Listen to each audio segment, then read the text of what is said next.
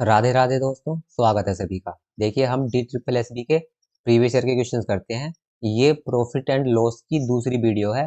जितने भी क्वेश्चन और इसमें जो 2024 फरवरी में अभी एग्जाम हुए हैं उसके क्वेश्चंस भी हैं, सब ऐड किए हुए हैं प्रॉफिट एंड लॉस के। एक वीडियो हमने पहले कवर की हुई है इस टॉपिक पे, प्रॉफिट एंड लॉस पे। आगे चलते हैं। 100 oranges are bought for Rs 350 and sold at the rate of Rs 48 rupees per dozen.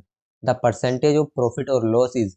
देखिए, 100 संतरे 350 रुपए में खरीदे खरीदे 100 संतरे खरीदे खरीदे मतलब सीपी कितने रुपए में?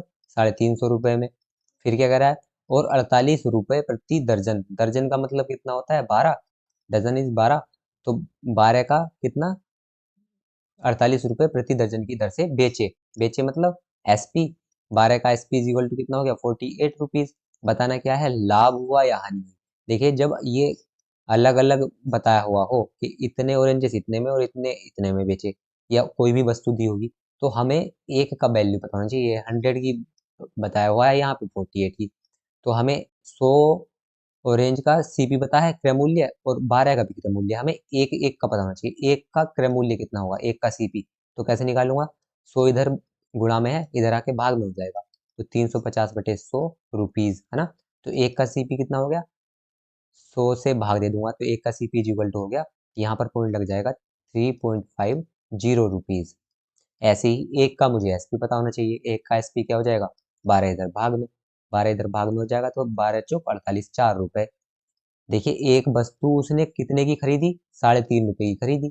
और एक वस्तु क्या थी? ऑरेंज था ना।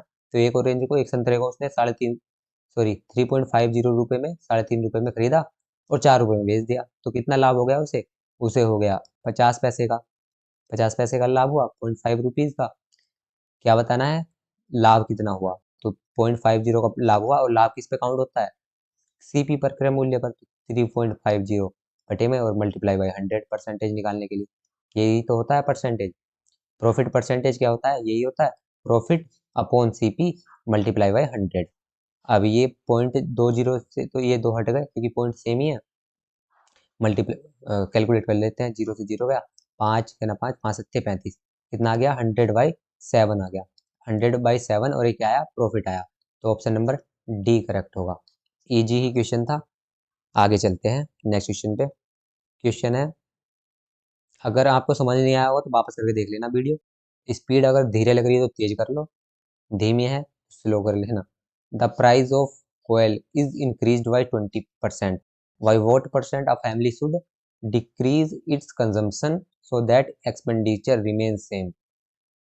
देखिए, कोयले की कीमत में 20% की वृद्धि हो गई। कोयले का भाव बढ़ गया 20%। तो कोई परिवार को अपनी खपत में कितना परसेंट कम करनी चाहिए? खपत कम करनी चाहिए ताकि व्यय ना बढ़े। देखिए, कोयले पर उसकी कीमत बढ़ गई, तो अगर उतनी ही खपत रहेगी परिवार की तो फिर ज़्यादा व्यय करना पड़ेगा, खर्चा ज़्यादा हो जाएगा। पर वो कह रहा है कि व्यय समान रहे, खर्चा समान रहे, तो उनकी खपत कम करवा दो। तो कितनी कम हो जाए करनी चाहिए उन्हें, ये बताना है। तो जब भी डिक्रीज करने के लिए बोले या इंक्रीज करने के लिए बोले, दोनों का एक ही फॉर्मूला होता है।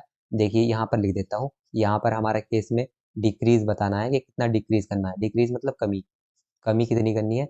या फिर अगर हमसे इंक्रीज करने के लिए भी बोले तब भी यही फॉर्मूला लगेगा, वृद्धि करने के लिए भी। पर सिर्फ जो फॉर्मूला है ये होता है x upon 100 plus minus x, और इसकी मल्टीप्लाई 100 से। ये फॉर्मूला होता है। बस ये जो ये प्लस माइनस है इसे कब यूज करेंगे ये इसमें देख लेंगे हम।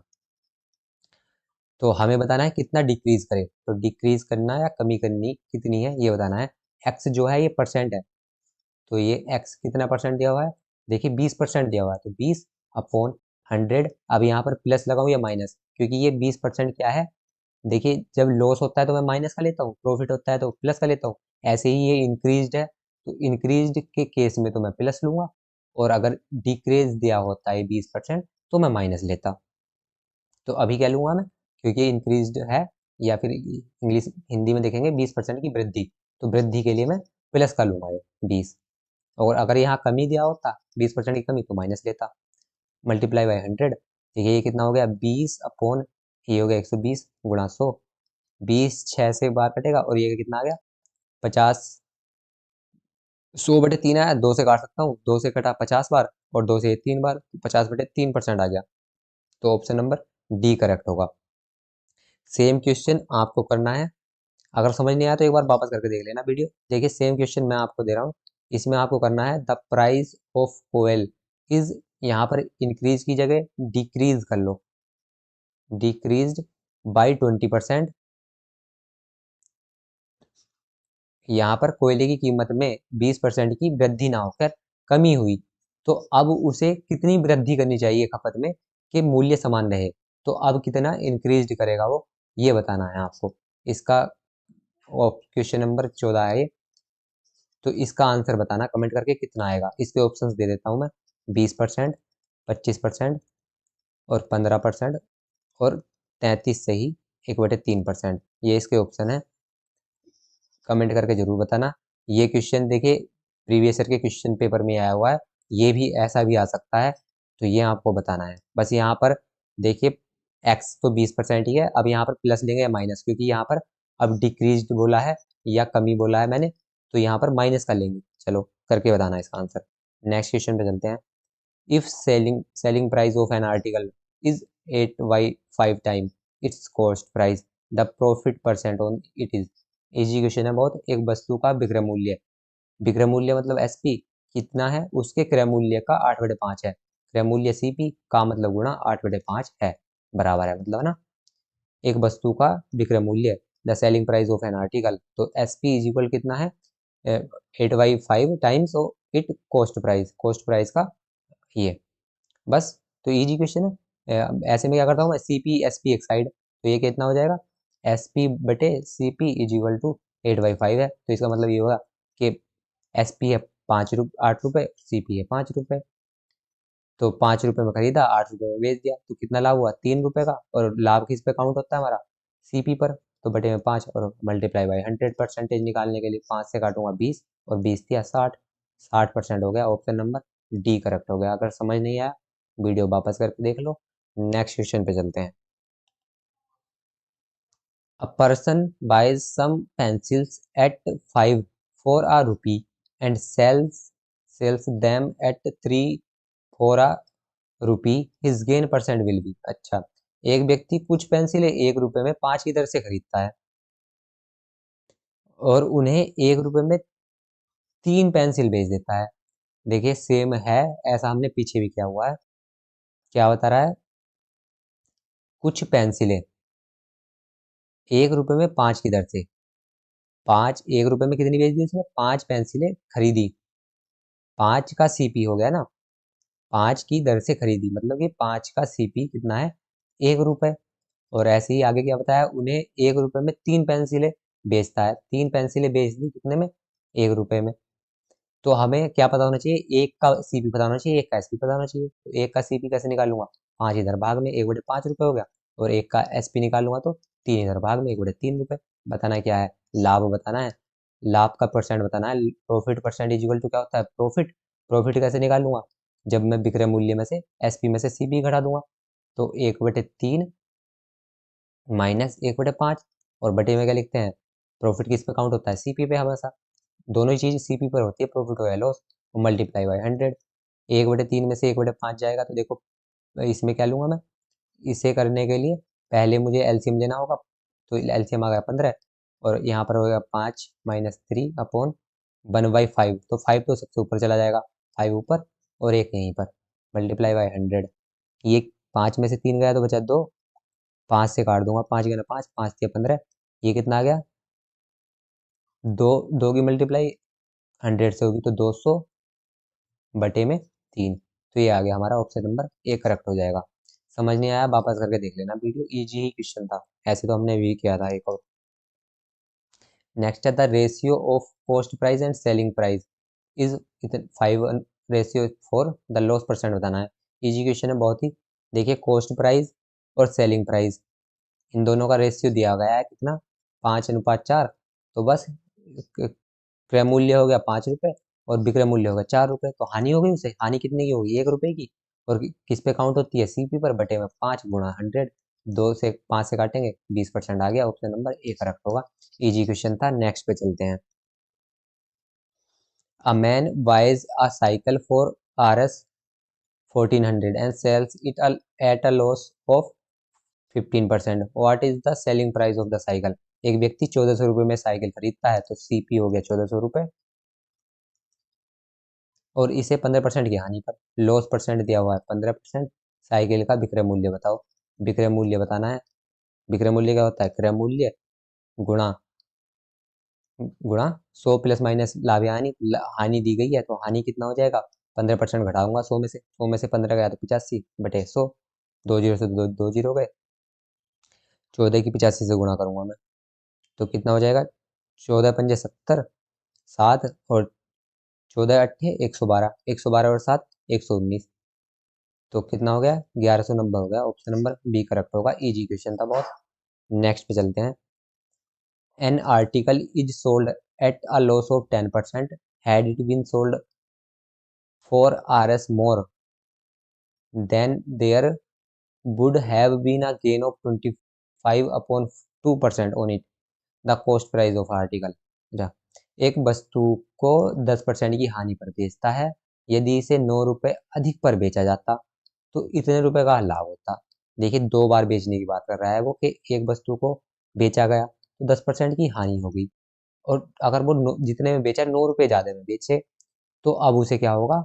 25/2 का मतलब 12.5, 12.5% की उसे अब लाभ होगा। तो क्रय मूल्य बताना है। क्रय मूल्य बताना है। चलो करते हैं। क्रय मूल्य को मैं क्या एज्यूम कर सकता हूँ? एक्स एज्यूम कर सकता हूँ। तो पहले बेचा और दोबारा बेचा, तो पहले देखे SP1 लिखता हूँ पहले बेचे हुए को, दूसरे को SP2। पहले कितने में बेचा, अगर मुझे ये निकालना हो तो विक्रय मूल्य कैसे निकालता हूँ? क्रय मूल्य हो गया एक्स, क्रय मूल्य गुणा लाभ या हानि प्लस माइनस, तो 10 हानि हुई थी उसे, तो माइनस कर दूंगा तो 90/100। तो पहले तो इतने रुपए में बेचा, है ना, और दूसरी बार कितने में बेचने को बोल रहा है? दूसरी बार बेचे तो 12% का लाभ हुआ। तो विक्रय मूल्य इक्वल टू क्रय मूल्य तो सेम ही है ना दोनों बार। 12% लाभ है तो ऐड हो जाएगा 100 में, तो 112.5/100। ये दूसरा वाला विक्रय मूल्य हो गया, है ना।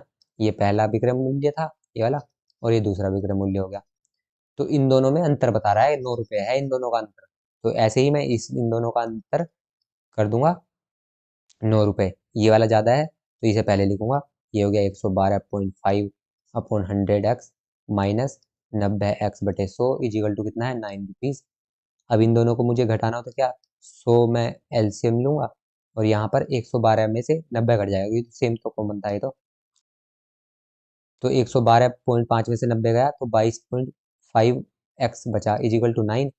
100 इधर आके गुणा में हो जाएगा, और यहाँ पर x की वैल्यू बतानी है मुझे, तो ये 22.5 बटे में आएगा। 22.5 बटे में आया, पॉइंट हटाऊंगा 0 बढ़ेगा, इसे भाग देनी है मुझे। 9 से भाग दे चली जाएगी, 9 करा 9, 9 दूनी 18 बचा 4, 45 हो गया। 9×5 = 45, 25, 25 को इससे काटूंगा, 25×4 = 100, 0 का 0, तो ऑप्शन नंबर ए करेक्ट हो गया। RS 40 रुपये उसका क्रय मूल्य था। इजी क्वेश्चन था, समझ नहीं आया तो वापस करके देख लो वीडियो को। क्या दिया गया था? 2 बार विक्रय मूल्य की बात बता रहा था, तो मैंने दोनों विक्रय मूल्य निकाल ली, और उनका अंतर 9 रुपये दिया हुआ था, दोनों का अंतर कर दिया 9 रुपये, बस कैलकुलेट कर दिया, एक्स की वैल्यू आ गई। इजी क्वेश्चन था। नेक्स्ट पे चलते हैं। If I would have purchased 11 articles for RS10 and sold all the articles at the rate of 10 for RS 11 rupees, the profit percent would have been। तो यदि मैंने 10 रुपए में 11 वस्तुएं, तो 11 वस्तुओं का खरीदी, तो 11 वस्तुओं का CP कितना है? 10 रुपए। और फिर आगे क्या बता रहा है? ऐसे तो हमने बहुत सारे क्वेश्चन करे हैं, ये एग्जामिनर का फेवरेट क्वेश्चन बन गया है। देखिए, इसे अच्छे से कर लेना। सभी वस्तुओं को 10 की दर से 11 रुपए में बेच दिया। 10 बेच दी उसने 11 रुपए में। तो देखो, एक का CP और एक का SP पता होना चाहिए ना मुझे, तो एक का CP हो जाएगा 10/11 रुपीज, और एक का SP हो जाएगा 11/10 रुपीज। बताना क्या है? लाभ percent, profit percent is equal to क्या होता है? लाभ। लाभ कैसे निकलेगा? विक्रय मूल्य में से क्रय मूल्य घटाकर, 11 - 10/10/11 बटे में CP। CP कितना है? 10/11, और मल्टीप्लाई बाय 100। इन दोनों को कैसे कैलकुलेट करूंगा? पहले LCM लूंगा, एलसीएम आएगा 110 और यहाँ पर हो जाएगा 11 की मल्टीप्लाई 11 121 और माइनस 10 10 की गुणा करूँगा तो 100 और ये जो होगा 11 ऊपर जाएगा और 10 की गुणा इसमें होगी तो 11 ऊपर आया और 10 यहीं पर रहेगा मल्टीप्लाई बाई 100। देखो 2 जीरो से तो 2 जीरो कट गए, 11 से 11 कट गया, 121 में से 100 गया तो कितना है 21% आ गया। ऑप्शन नंबर सी करेक्ट हो जाएगा। नेक्स्ट पे चलते हैं। If a man estimates his loss as 20%, चलो ये क्वेश्चन सही है, of the selling price then his loss percentage, यदि एक व्यक्ति अपनी हानि का अनुमान विक्रय मूल्य पर 20% के रूप में लगाता है तो उसका हानि परसेंट बताइए। देखिए क्वेश्चन में क्या बताया है, सिर्फ परसेंट का जिक्र दिया हुआ है तो मैं इसे जैसे भी करूंगा तो परसेंट मान के करूंगा, किसी भी मूल्य को 100% मान कर करूंगा। तो देखो नॉर्मल क्वेश्चन में तो मैं सीपी को एज्यूम करता हूँ कि 100 रुपये था मान लिया, पर क्योंकि इस क्वेश्चन में उस व्यक्ति ने अनुमान लगाया जो है वो अनुमान उसका सब बेस जो चल रहा है वो विक्रय मूल्य में चल रहा है, तो ऐसे केस में सेलिंग प्राइस को अज्यूम करना पड़ेगा। तो एसपी मैं अज्यूम करूंगा कि 100 रुपये था, 100 रुपये एज्यूम किया मैंने, तो उसमें क्या हुआ उसे, उसमें उसे लॉस हुआ 20% का, 20% का हानि हुई, ये दिया हुआ ना अपनी हानि 20% के रूप में आता है, तो लॉस परसेंट कितना हुआ 20, तो उसका हानि परसेंट बताओ।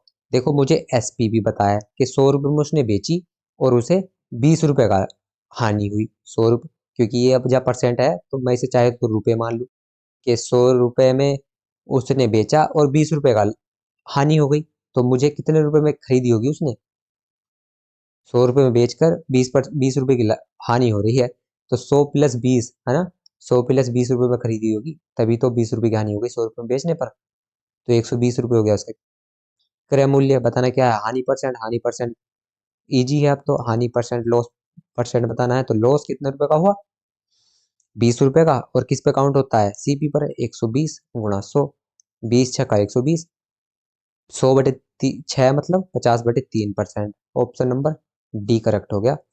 इजी क्वेश्चन था पर ये क्वेश्चन समझना आना चाहिए। देखिए यहाँ पर मैंने एसपी को एज्यूम किया क्योंकि एसपी के डिपेंड था ये, if a man estimates his loss as 20% of selling price, selling price पर उसने एस्टिमेट किया, अनुमान जो था उसका 20% हानि का विक्रय मूल्य पर था, तो विक्रय मूल्य को मैंने 100 रुपीज एज्यूम कर लिया, तो हानि हो गई 20 रुपये, तो क्रय मूल्य कितना हो गया, हानि और विक्रय मूल्य को तो जोड़ने पर हानि क्रय मूल्य आएगा, बस आगे तो इजी था। नेक्स्ट है 12 copies of a book were sold at 1800 रुपये, thereby gaining cost price of 3 copies, the cost price of a copies, एक पुस्तक की 12 कॉपीज का तो 1800 रुपये है, 12 का 12 बेची 1800 रुपये में, क्या कह रहा है फिर 3 प्रतियों का लागत मूल्य प्राप्त हुआ, उसे गेन, ये जो प्राप्त हुआ ये लाभ प्राप्त हुआ ना, उसे कितना लाभ प्राप्त हुआ 3 कॉपी के, तो प्रॉफिट इज इक्वल टू कितना दिया हुआ है 3 कॉपी के लागत मूल्य, लागत मूल्य मतलब कॉस्ट प्राइस सीपी, प्रॉफिट हुआ 3 सीपी के बराबर, 1 प्रति का क्रय मूल्य बताना है। जब मैंने प्रॉफिट एंड लॉस पढ़ाया था तो उस वाली क्लास में बताया था ये क्वेश्चन, जिसने वो पढ़ा होगा तो उससे समझ में आ गया होगा कैसे करते हैं इसे।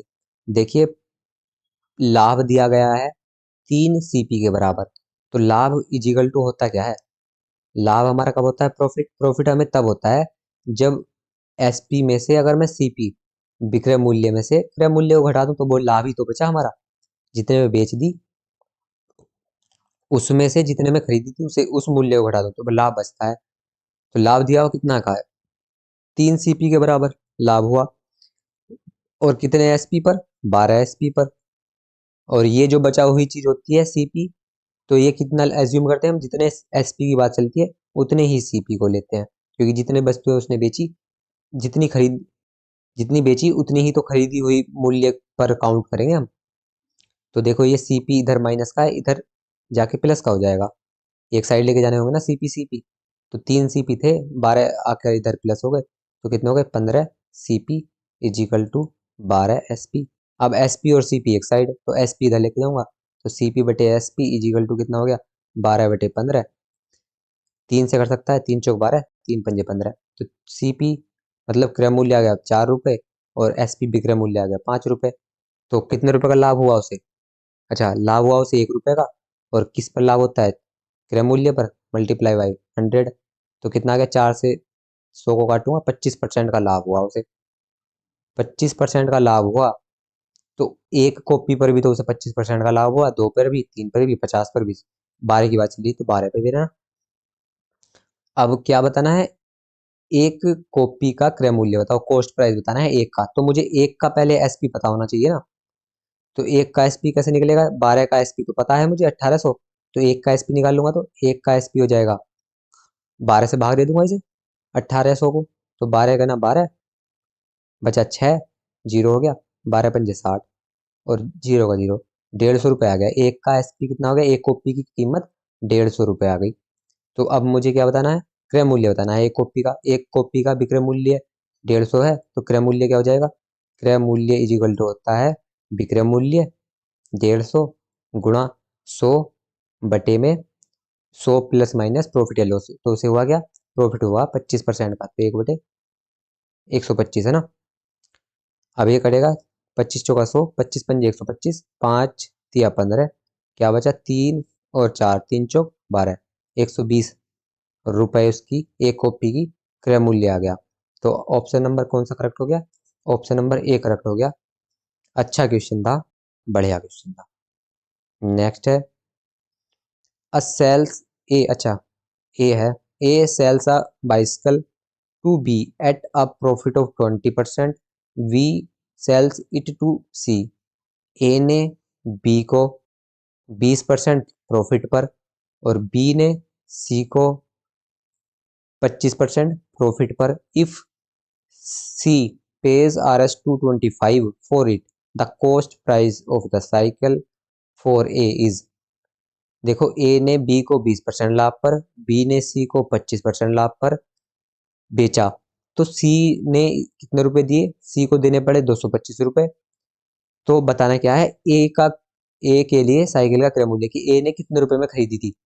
तो इसका फॉर्मूला हर क्वेश्चन का, जब ए ने बी को, बी ने सी को, सी ने डी को, या ऐसे ही आगे चलता रहे, एक दूसरे के ऊपर ऐसे बताते हैं। तो देखो, इसमें अंतिम वाले का, जो लास्ट वाले का, या इसे अंतिम, जो लास्ट वाला होगा, हमारे केस में सी है लास्ट वाला, तो उसका क्रय मूल्य इजिकल टू होता है फर्स्ट वाले का क्रय मूल्य गुणा 100 प्लस माइनस प्रॉफिट या लॉस पहला वाला बटे 100 गुणा 100 प्लस माइनस प्रॉफिट या लॉस दूसरा वाला बटे 100। ऐसे ही ये जितनी बार होता जाएगा ऐसे ही होता जाएगा। 100 प्लस माइनस प्रॉफिट या loss third, fourth, fifth, six. हमारे केस में दो ही थे तो हमने दो ही लिखे। तो लास्ट सीपी, हमारे केस में सी था लास्ट पर्सन, तो लास्ट उसे कितने रुपए में खरीदा उसने? 225। तो 225 लिखूंगा equal to first CP. First कौन था हमारे केस में? ए था। तो एक ने कितने रुपए की खरीदी, तो ये तो हमें बताना है। तो मैंने ए एज्यूम कर लिया। 100 पहला क्या था? पहला प्रॉफिट था 20%, तो 120 हो गया बटे 100 मल्टीप्लाई बाय दूसरा कितना था? 25% प्रॉफिट, तो 125 बटे 100 हो गया। अब इसे बस कैलकुलेट करना है हमें, किससे कट जाएगा? देखो, कट करते हैं इसे। 25 पंजे 125, 25 अट्ठे 200, 25 नंबर 225, 9 आया। अब और कटेगा क्या? और तो कट नहीं रहा हमारा, जीरो से जीरो कट गया। 5 का ना 5, 5 दूनी 10 और 2 का ना 2, 2 छंग 12। अब ये कट जाएगा 3 से, 3 या 9, 3 दूनी 6 और 2 से कट जाएगा 2 का ना 2, 2 से 50 बार क्या बचा? 50 और 3 बचा। तो इनकी तो मल्टीप्लाई होगी ऐसे, ऐसे क्रॉस मल्टीप्लाई होती ना। तो ए इजिकल टू क्या हो गया? 5 या 15, 150 रुपये आ गया। ऑप्शन नंबर डी करेक्ट हो जाएगा। चलिए, अच्छा क्वेश्चन था। नेक्स्ट क्वेश्चन पे चलते हैं। क्वेश्चन है, एक मकान और एक दुकान एक 1 लाख रुपए में बिकी। मकान भी, अच्छा, a house a shop were sold Rs 1 lakh each। Okay, in this transaction the house sale resulted into 10% loss, whereas the shop sale into 20% profit। The entire transaction resulted in, दुकान को और एक मकान को 1-1 लाख रुपए में बेचा, दुकान भी 1 लाख रुपए में बिकी, और ऐसे ही मकान भी हमारा 1 लाख रुपए में बिका। फिर क्या बोल रहा है, इस लेन देन में उसे 20 घर जब बेचा तो 20% की हानि हुई, और जब दुकान बिकी तो 20% का लाभ हुआ। तो पूरे लेन देन में उसे क्या हुआ, देखो 20% का पहले हानि हुई और 20% का ही प्रॉफिट हुआ। तो अभी हमने क्वेश्चन किए थे, दो परसेंटेज का सक्सेसर रेट बताना हुआ हमें, तो कैसे निकलता है, वही सेम माइनस क्या होता है वो, a² अपॉन 100 देखा था ना हमने। तो एक की वैल्यू क्या है 20, तो 20 × 20 अपॉन 100, 2 जीरो से 2 जीरो गया, और ये माइनस होता है हमेशा। तो कितना आ गया, 4% आ गया, 2 दूनी 4, माइनस का 4% की हानि हुई। तो परसेंट में तो हमें पता चल गया, माइनस के 4% लाख में बताना है। तो देखो 1 लाख की तो दुकान थी और 1 लाख का मकान था, तो कितने, टोटल 2 लाख की बात चल रही है, और कितने परसेंट की हानि होगी, 4% की। तो 4% निकालना है 2 लाख का, 2 लाख का 4%, 2 लाख का मतलब गुणा 4%, 2 से काटूंगा, 4 से काट देता हूँ, 4 × 4 और ये 25, तो कितना आ गया, 2/25 लाख, 2/25 लाख। अब ऑप्शन देखते हैं, no gain no loss no gain, ये तो है नहीं, ये क्या हुआ, इसे हानि हुई है ना 2/25 लाख की। 1/24 लाख, ये तो है नहीं, अच्छा 1 बटे में दिया हुआ है, तो इसे 2 से काटता हूँ, 2 × 2 और ये कट जाएगा 12 बार, लगभग 12.5 बार। तो 1/12 लाख या 1/18 लाख, 1/18 लाख तो होगा नहीं, 1/12 लाख के बराबर है ये। ऑप्शन जो है अराउंड में दिया गया है, लगभग में, तो 1/12 लाख, ये ऑप्शन नंबर सी करेक्ट होगा। चलो इस क्लास को यहीं ख़त्म करते हैं। अगर आपको इस क्लास से वैल्यू मिली हो तो भाई एक थम्स अप दे देना, अगर आपके साथ का कोई तैयारी कर रहा हो उसके साथ शेयर कर देना, बाकी हमारे साथ जुड़कर तैयारी करने के लिए सब्सक्राइब करें। जय हिंद, जय भारत।